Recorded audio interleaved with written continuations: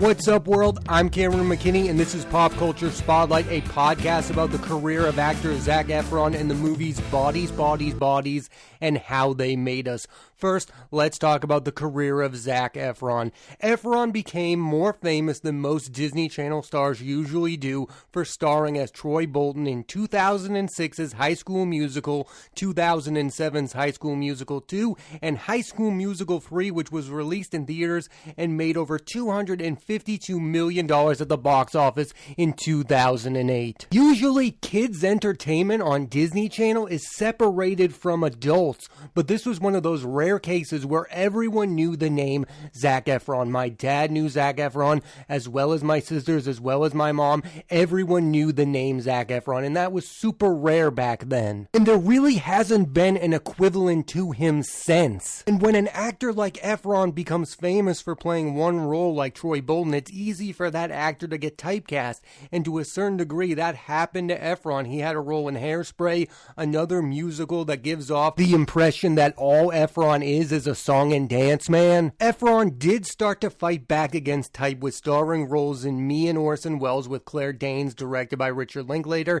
and 17 Again, a teen comedy with Matthew Perry and Leslie Mann. My personal perspective on Efron changed when he started to star in a string of R-rated comedies where he is mostly playing a lovable, fun dummy. These films include Neighbors with Seth Rogen and Rose Byrne, That Awkward Moment with Miles Teller and Michael B. Jordan, both in 2014, Mike and Dave Need Wedding Dates with Adam Devine, Anna Kendrick, and Aubrey Plaza, Dirty Grandpa with Robert De Niro, Neighbors 2 Sorority Uprising, all in 2016, and 2017's Baywatch with Dwayne The Rock Johnson and Alexandra Daddario. Some of these films are funnier than others, some of them are bad, but all in all, Efron is consistently funny in them.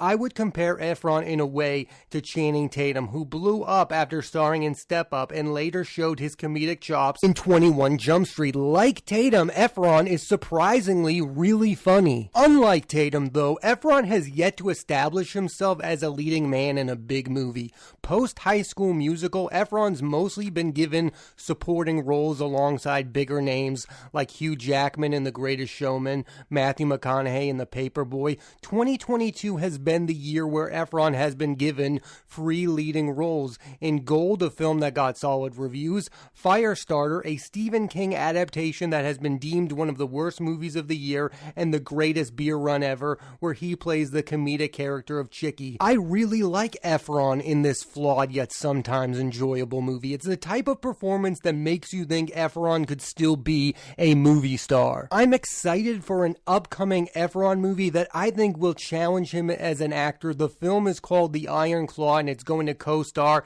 Jeremy Allen White and is going to be directed by Sean Durkin, the man behind the indie films Martha Marcy, May Marlene, and The Nest. After this movie, we should know if Efron is a real good dramatic actor. And I think he is, by the way, because my favorite Zac Efron performance came in the movie Extremely Wicked, Shockingly Evil and Vile, where he plays infamous serial killer Ted Bundy. I thought casting Efron was brilliant, and he gives a really good, interesting performance. I like the movie a lot, but will admit it's not great. If it was, Efron would have received more attention for it. Efron's most underrated performance is in The Greatest Showman. My favorite scenes of that film were the ones between Efron and fellow former Disney star Zendaya. I was impressed with Efron after seeing this. This was a different kind of musical than High School Musical, where people forget he didn't even sing in the first movie. I will admit, after watching The Greatest Showman, I thought both Zac Efron and Zendaya would blow up, but really only Zendaya has, and because she's been in so many better movies than Zac Efron has, she's been in franchise movies like Spider-Man that have done really well. She was in Dune, and you know she's going to be a bigger part of the sequel to Dune. Zac Efron just doesn't have that perfect movie. He has not been in a great film yet. I think the best movie he's been in overall is Neighbors, and people don't really give him credit for the success of that movie because it has bigger stars like Seth Rogen, it has Rose Byrne. I would say the most surprising thing about Efron's career to this point is that he hasn't ended up as a superhero in a Marvel movie, because he is the ideal guy to play that kind of bland superhero role. I'm surprised it hasn't happened. There was rumors that he was maybe going to be in Guardians of the Galaxy 3 as the villain Adam Warlock. That role eventually went to Will Porter. I would not be shocked if Zac Efron eventually ended up in a Marvel movie, because that's where I think most people end up in nowadays. I'm personally rooting for Efron because he's taking on challenging roles and doing things that are different than the thing that made him famous in the first place. I think in the next 5 years, we will all feel very differently towards Efron than we do right now. I think his star will rise. I hope he becomes more than just the guy from High School Musical. And a lot of people will listen to this podcast and probably think it will never happen, but look, it is possible. I think Kristen Stewart has outgrown Twilight. I think Robert Pattinson is more than just Twilight. Dakota Johnson is more than just 50 Shades of Grey. Like, you can overcome those things that you became prominent for. And I think it can happen in a flash. Efron just needs one really good performance in a great movie, and then we'll start to think of him as more than just the guy from High School Musical. And I really do think it's going to happen. Here's a list of noteworthy performances given by Zac Efron: High School Musical, Hairspray, Me and Orson Welles, The Paperboy, Neighbors, That Awkward Moment, The Greatest Showman, The Beach Bum, Extremely Wicked, Shockingly Evil and Vile, and The Greatest Beer Run Ever. Now let's switch gears and talk about the movie Bodies, Bodies, Bodies. Here's a quick synopsis. A group of friends get together to play their favorite game, Bodies, Bodies, Bodies, and in the middle of the game, things get too real. The film stars Amanda Stenberg, Maria Bakalova, Mila Harold, Chase Sue Wonders, Rachel Sennett, Pete Davidson, and Lee Pace. Standout performances. Everyone in this movie is very good. The ones that caught my attention were Maria Bakalova, who proved she's more than a one-hit wonder after starring in the Borat sequel. She's subtle, soft-spoken, and really interesting in this movie.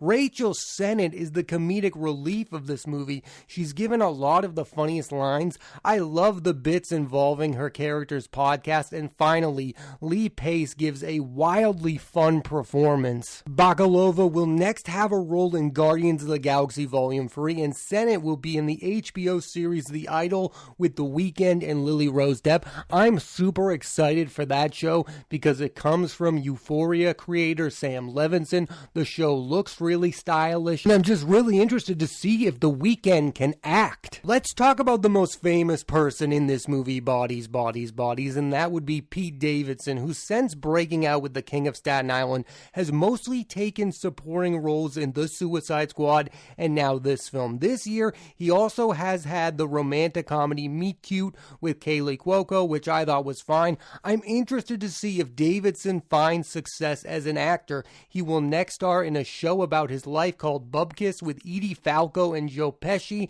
and the movie Wizards from director David Michôd, co-starring Orlando Bloom. What I find interesting about Pete Davidson is most people leave Saturday Night Live and become mega comedy movie stars. I'm talking about Adam Sandler, Will Ferrell, Eddie Murphy. The list goes on and on. Pete Davidson is actually trying to be a dramatic actor right out of the gate. He's not trying to star in these studio comedies with these really dumb premises that make him look like the funniest person on planet Earth. He is taking dramatic roles. His role in Bodies, Bodies, Bodies is funny, but this is not a comedy. And I don't know if this is by choice. Like, does Pete Davidson want to be a mega comedy star, or does he want to be a legitimate dramatic actor? Because we've never seen that from a Saturday Night Live star right out of the gate. We're used to Mike Myers starring in Austin Powers. Even The King of Staten Island, which is a comedy, is super dramatic. There's all this talk lately about how comedy movies at the theaters are dead, and I think Pete Davidson is a perfect example of that. Here's this guy who's one of the most famous people on planet Earth, yet he doesn't want to do a comedy. He wants to be in dramas. I've never seen anything like it, and I think not enough people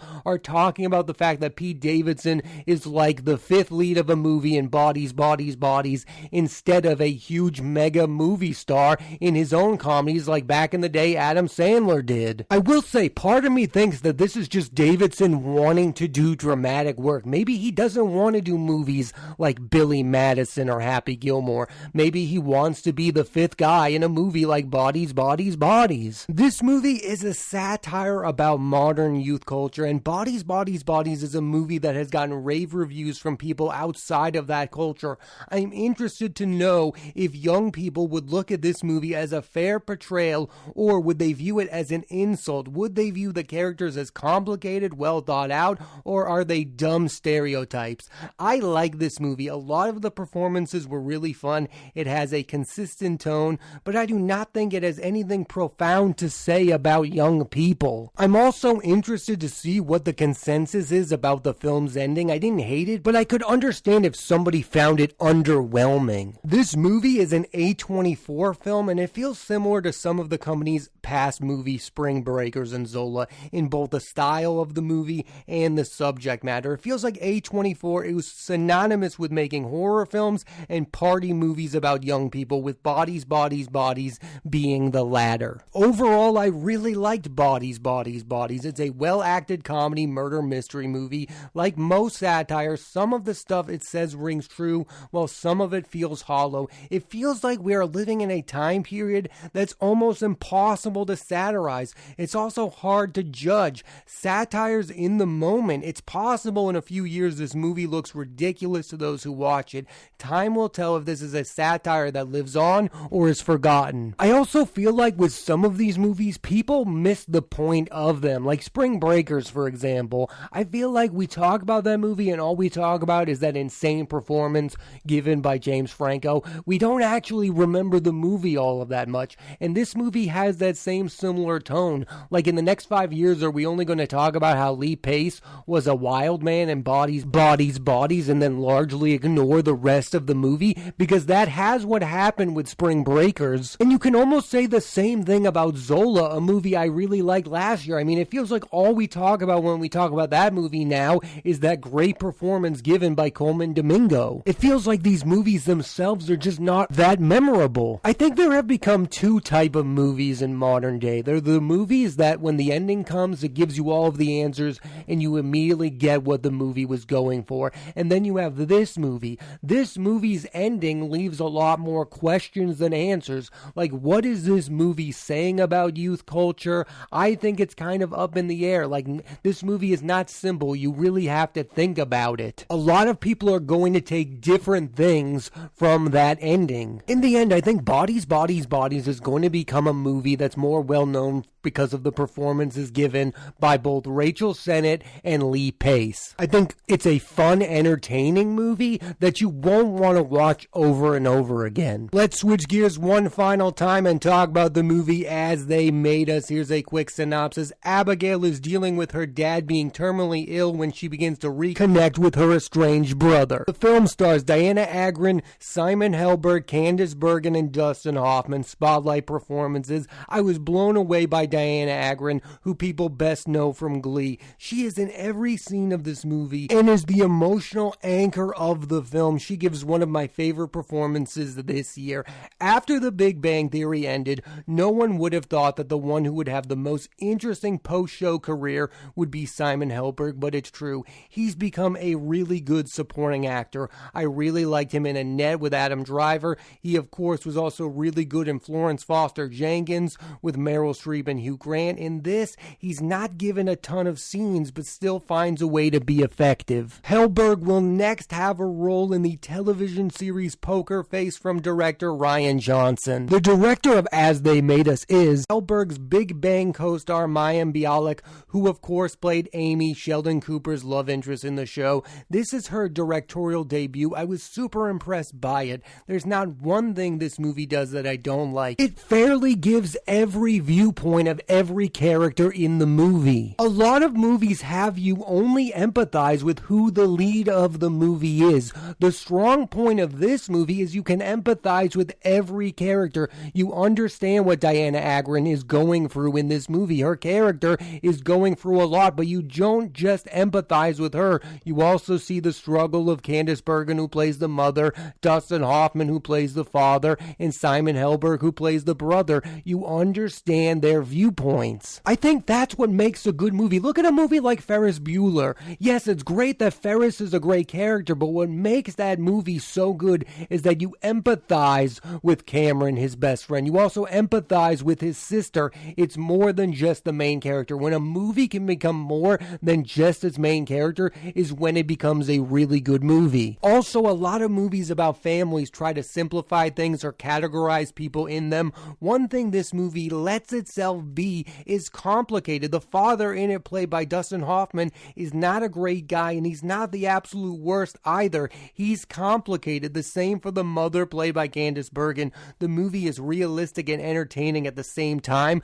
which is really hard to be nowadays. The movie just never feels corny, which is hard for a movie about a guy dying, because you watch that movie and you want to cry or whatever, but that's not the case with this movie. It doesn't use that emotion against you like a lot of these movies tend to do. I do want to talk about The Big Bang Theory for a minute, because two of the most prominent members of that show are involved in this movie, and Mayim Bialik, who directed it, and Simon Helberg, who is a co-star in it. What's interesting about what has happened post that show ending is that the people who have had the most success are the ones who are not easily identified as that one thing that they were on The Big Bang Theory. Look at Kaylee Cuoco. You don't look at her and you say she's just Penny, because we knew her before she was Penny on that show, and also she's done some other things. She's been on the Harley Quinn show voicing that character. Like, we don't look at Cuoco as just one thing, being Penny. We don't think of Simon Helberg as just playing Howard,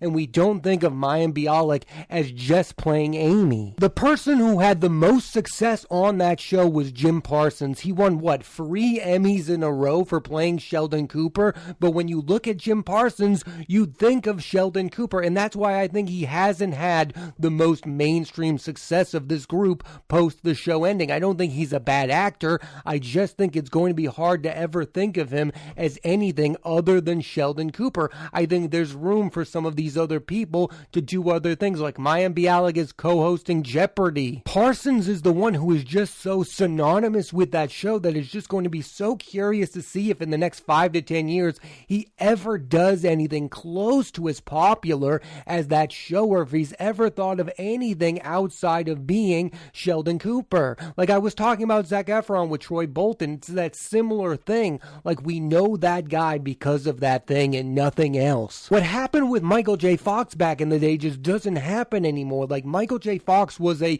sitcom star who won Emmys and then starred in the biggest movie on planet Earth, Back to the Future. That's just not going to happen to Jim Parsons. He's also not as young as Michael J. Fox was. He was on The Big Bang Theory for 15 seasons. I just don't know if we're ever going to think of Jim Parsons as anything other than Sheldon Cooper, or if he'll ever be given opportunities like these other cast members have been given since the show ended. He might not ever be given his version of the flight attendant, or be given supporting roles in dramatic movies like Simon Helberg has been given, because it's probably viewed as, if we hire this guy to be in our movie, anything anyone will think of is The Big Bang Theory and Sheldon Cooper. Getting back to this movie, As They Made Us, it understands how powerful the bond between siblings can be. You can go years and years without seeing one another, and then all of a sudden see each other and have that same connection you had as a child. Like a family member, there's no other connection that's as weird or as palpable as a family member has with one another. It's a very strange, endearing bond. Overall, As They Made Us is a very good movie that has largely been ignored. I had no expectations going in and came out really enjoying this film. Diana Agron and Simon Helberg are great in this movie. And I have not always been the biggest fan of Mayim Bialik. I didn't really like Amy on The Big Bang Theory. I thought she got too much credit. I think Kaylee Cuoco was much better as Penny, so I was upset that she was getting accolades over Cuoco. But I have to say, this is one of the better directorial debuts of 2022, so I have to give Bialik credit for that. Thanks for listening to this edition of Pop Culture Spotlight. I'm Cameron McKinney, and there'll be a new episode of the podcast every Thursday on Apple Podcasts and Spotify, and I highly recommend you go back and watch the work of actor Zac Efron and check out the movies Bodies, Bodies, Bodies, and How They Made Us. Next week on the podcast, I'm talking about the career of Zazie Beetz and the star-studded film Amsterdam, directed by David O. Russell. So tune into that and please rate, review, and subscribe.